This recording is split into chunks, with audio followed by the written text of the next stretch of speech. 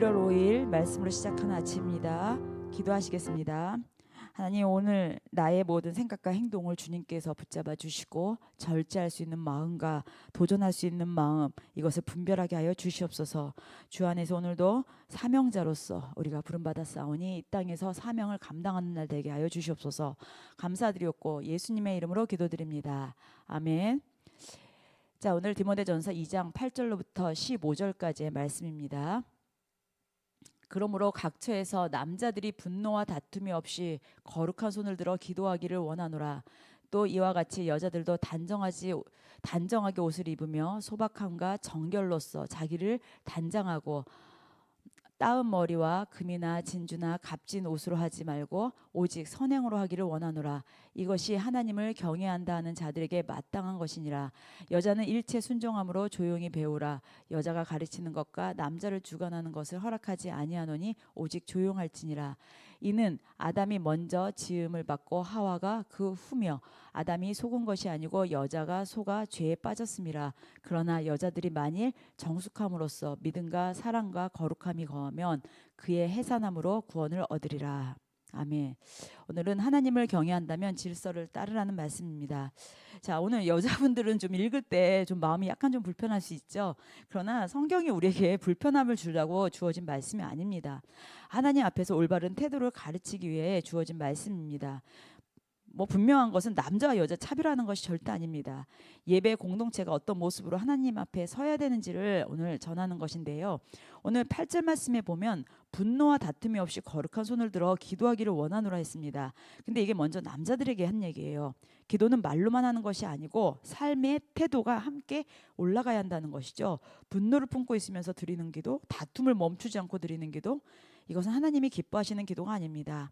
거룩한 손은 깨끗한 손이 아니라 내가 주님 앞에 회개하고 나를 내려놓고 올려드리는 기도인 것이죠. 또 9절에서 10절에 보면 여자들에게 이렇게 얘기합니다. 단정한 옷을 입고 또 오직 선행으로 하기를 원하노라. 이제 이게 당시 에베소 교회다 한 얘기예요. 에베소 교회는요, 외적인 치장으로 자신의 신앙 또 지위를 드러내기 위하여 막 자랑하는 문화가 있었습니다.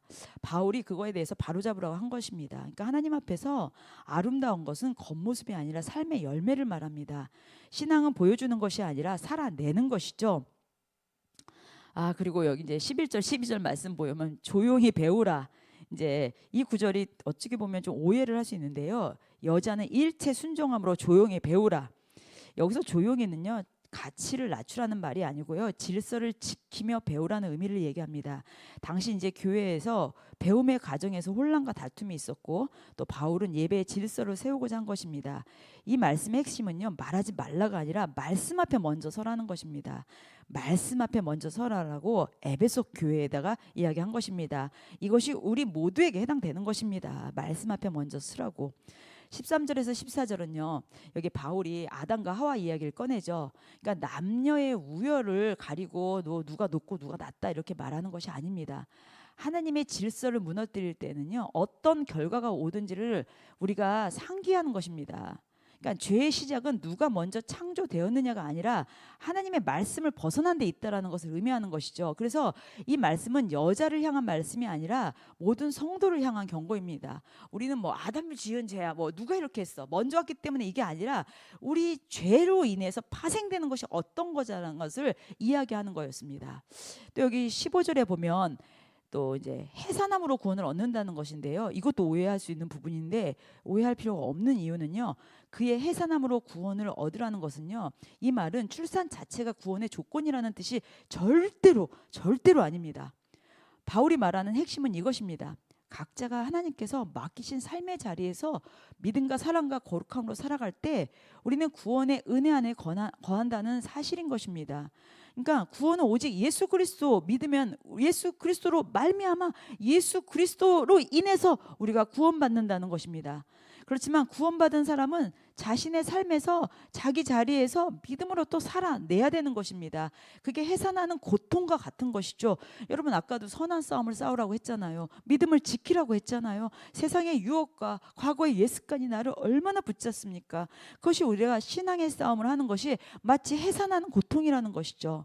오늘 말씀을 통해서 우리가 오해할 것이 없는 것이 이 말씀대로 우리가 기도하고 지키고 살라는 것입니다. 기도는요, 우리의 태도에서 증명됩니다.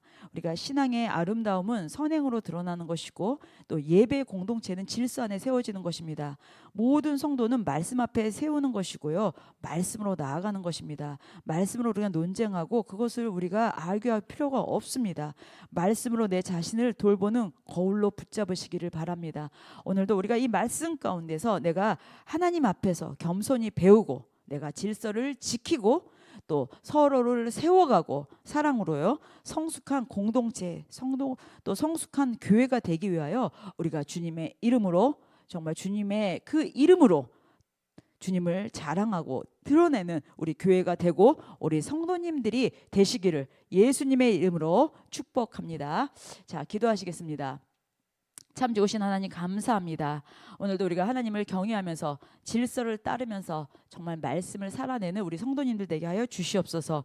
나의 생각과 행동을 돌아보고 내가 영적 분별력을 갖게 하여 주시오며 우리 삶 가운데서 예수님을 드러내게 하여 주시옵소서. 우리 또 새놀교회가 예수님을 드러내는 교회 되게 하여 주시옵소서. 감사드렸고 예수님의 이름으로 기도드립니다. 아멘. 오늘도 주 안에서 승리하시기를 예수님의 이름으로 축복합니다. 기도하시겠습니다.